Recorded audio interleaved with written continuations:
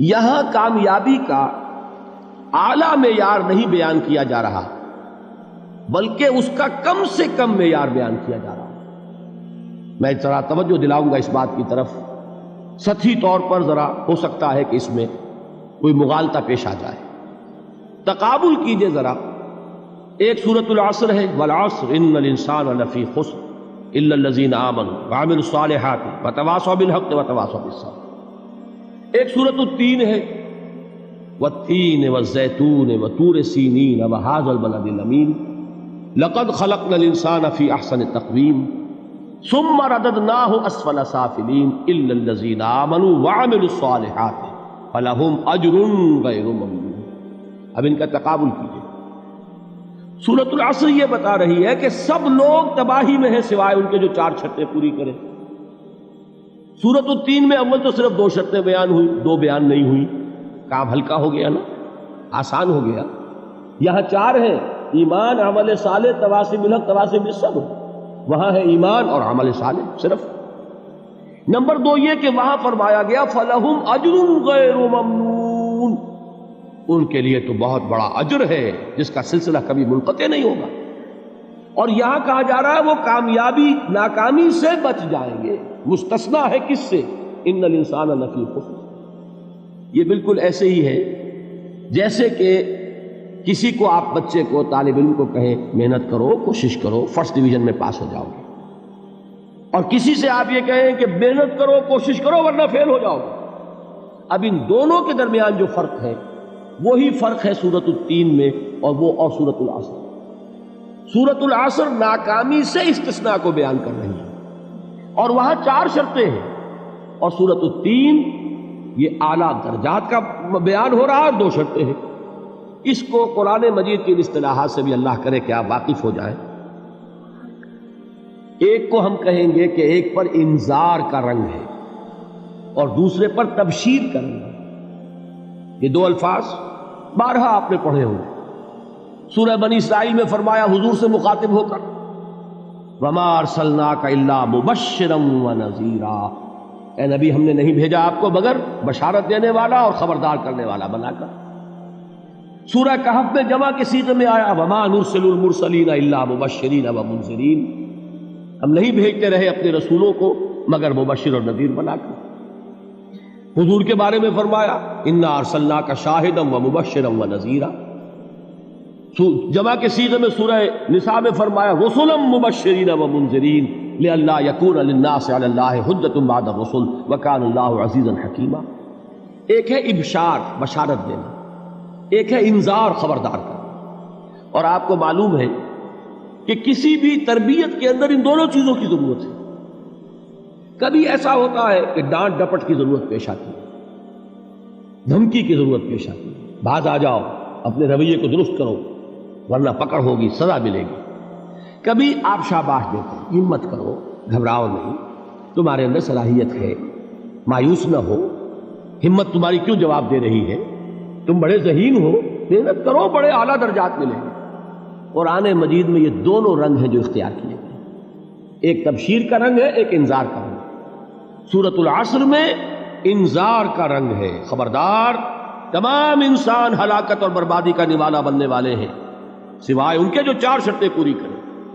الا الذین آمنوا وعملوا الصالحات وتواصوا بالحق وتواصوا بالصبر. تو معلوم یہ ہوا کہ یہ کامیابی کے جو منیمم پری ریکویزٹس ہیں، مجھ سے کہا گیا کہ انگریزی کے الفاظ کا فوراً ترجمہ کر دیا کرو، اور میں کر دیتا ہوں. اصل میں مغالطہ آپ کو یہ ہوتا ہے میں ترجمہ کہہ کے نہیں کرتا، لیکن اس کے بعد میں فوراً اردو کا مترادف جو ہے وہ لے آتا ہوں. لیکن میں یہ اس لیے استعمال کرتا ہوں انگریزی اصطلاحات، جیسا کہ میں نے عرض کیا تھا کہ میرے اصل مخاطب ہیں جدید تعلیم یافتہ لوگ، اور جدید تعلیم یافتہ لوگوں کے کمیونیکیشن جو ہے، ابلاغ، وہ ان انگریزی اصطلاحات کے ذریعے سے زیادہ بہتر اور صحیح تر ہوتا ہے، ورنہ وہ بات سمجھیں گے نہیں. اسی لفظ ابلاغ کو وہ نہیں سمجھیں گے اور کمیونیکیشن کو سمجھ لیں گے.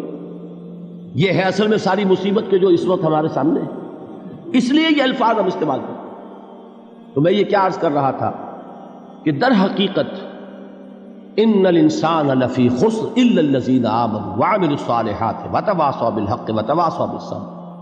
یہ منیمم پری ریکویزٹس ہیں کم سے کم لوازم ہے نجات کے، ان سے کم تر پر نجات کا کوئی سوال نہیں، اس لیے کہ قسم کھا کر اللہ فرما رہا ہے، زمانے کی قسم ہے، تمام انسان خسارے میں ہے سوائے ان کے جو 4 شرطیں پوری کریں۔ تو تیسری چیز ذہن میں یہ رکھیے، یہ چاروں شرطیں لازم ہیں، یہ بہت اہم نکتہ ہے۔ ابھی ہم نے کسی لفظ کی گہرائی میں اتر کر نہیں دیکھا ہے، ابھی تو ہم سرسری طور پر تذکر بالقرآن کے مرحلے میں ہیں۔ پہلی بات کیا معلوم ہوئی؟ اس میں کامیابی اور ناکامی کا ایک معیار سامنے آیا، ٹھیک۔ نمبر 2، یہ کامیابی کے کم سے کم شرائط کا بیان ہے، منیمم ریکوائرمنٹس۔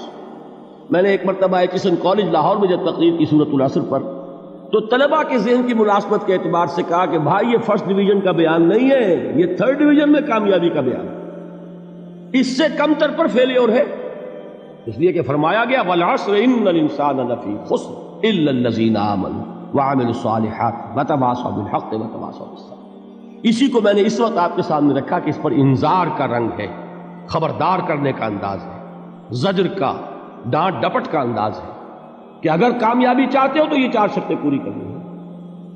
اب تیسری بات جو عرض کر رہا ہوں یہ اہم ترین ہے کہ یہ چاروں شرطیں لازم ہیں۔ اگر اللہ تعالیٰ نے کامیابی کے لیے 4 شرطیں بیان کی ہوں تو سوچئے، کیا مجھے یہ اختیار ہے کہ ان میں سے 1 کم کر دوں، 2 کم کر دوں، 3 کم کر دوں؟ کس کو اختیار ہے؟ اللہ کے بیان کردہ کسی چیز میں اختیار۔